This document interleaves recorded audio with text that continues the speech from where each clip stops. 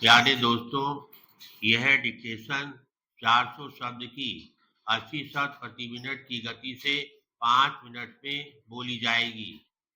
Ready start करते ही dictation शुरू हो जाएगी। Ready start. अध्यक्ष महोदय, मैं अपनी टिप्पणियों को मध्य प्रदेश पंचायती राज अधिनियम के कुछ प्रमुख पहलुओं तक सीमित रखूंगा। मुझे इस अधिनियम के अंतर्गत बनाए गए नियमों को देखने का अवसर नहीं मिला है। नियम कानून के महत्वपूर्ण अंग होते हैं और प्रावधानों को उचित ढंग से समझने में सहायता पहुंचाते हैं। तो भी हमें उन परिवर्तनों की जानकारी है जिन्हें सितंबर 1994 में संशोधन के जरिए इस अधिनियम में लाया गया। संवैधानिक आदेश बहुत स्पष्ट हैं। इसमें बताया गया है कि पंचायतों को कैसा होना चाहिए, उनके अधिकार क्या हैं और अगर उन्हें वित्तीय और मानवीय संसाधन उपलब्ध कर दिए जाएं, तो अपने दायित्वों को निभाने के लिए उन्हें कौन से कार्य करने हैं। पंचायतों की कामकाज संबंधी स्वायत्तता और उनकी जवाबदेही और उनकी पारदर्शिता भी अत्यंत महत्वपूर्ण है। पैराग्राफ। जब हम मध्य प्रदेश के परिदृश्य पर निगाह डालते हैं तो मुझे अनुभव होता है कि यहाँ आशा की किरण है। मध्य प्रदेश एक बहुत बड़ा राज्य है।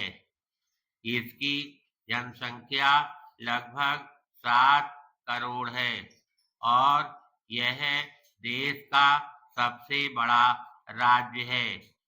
यहाँ पंचायतों में लगभग 5 लाख वार्ड हैं और चुनावों के संचालन में 5 लाख लोग शामिल रहे हैं। यहाँ चुनाव कराना निश्चय ही बहुत बड़ा काम था और एक बार में ही सफलतापूर्वक चुनाव का संपन्न हो जाने का श्रेय राज्य प्रशासन को जाता है। एक और महत्वपूर्ण बात है सत्ता का हस्तांतरण। मैंने अगस्त 1994 के सरकारी आदेश का अध्ययन किया है। इसमें 24 अनुसूचियां हैं जो सरकार के विभिन्न विभागों द्वारा पंचायतों को सत्ता के हस्तांतरण का संकेत देती हैं। पैराग्राफ। इसके लिए बहुत सावधानी पूर्वक अभ्यास किया गया है और विभिन्न स्तरों पर सत्ता को हस्तांतरित किया गया है। स्वयं इस अधिनियम में ग्राम पंचायत को अधिकांशता नगर पालिका संबंधी कामकाज दिए गए हैं।